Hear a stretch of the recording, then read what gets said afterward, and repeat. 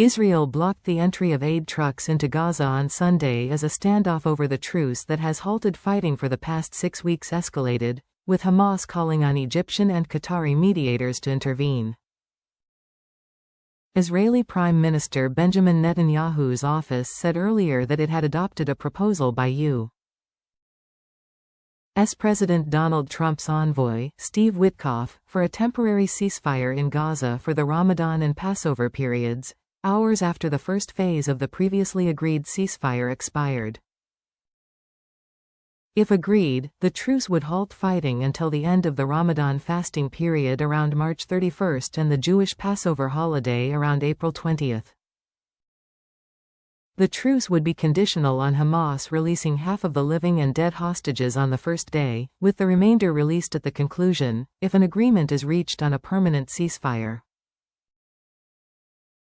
Hamas says it is committed to the originally agreed ceasefire that had been scheduled to move into a second phase, with negotiations aimed at a permanent end to the war, and it has rejected the idea of a temporary extension to the 42-day truce.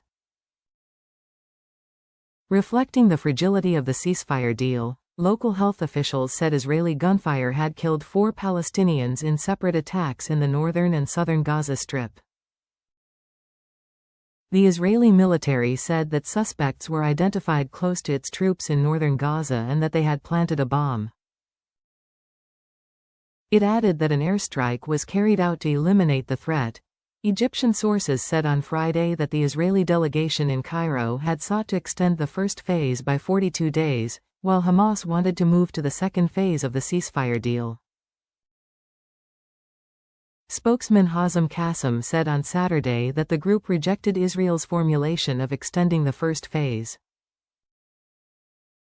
In the first phase of the ceasefire, Hamas handed over 33 Israeli hostages as well as 5 Thais returned in an unscheduled release, in exchange for around 2,000 Palestinian prisoners and detainees from Israeli jails and the withdrawal of Israeli troops from some of their positions in Gaza. Under the original agreement, the second phase was intended to see the start of negotiations over the release of the remaining 59 hostages, the full withdrawal of Israeli troops from Gaza, and a final end to the war. However, the talks never began and Israel says all its hostages must be returned for fighting to stop. Israel will not allow a ceasefire without the release of our hostages, Netanyahu's office said, announcing that the entry of all goods and supplies into the Gaza Strip would be halted. If Hamas persists in its refusal, there will be additional consequences. Hamas has denounced Israel's move as blackmail and a blatant coup against the agreement. We call on mediators to pressure the occupation to fulfill its obligations under the agreement, in all its phases, it said, adding that the only way to get the hostages back would be to adhere to the agreement and start talks for the second phase.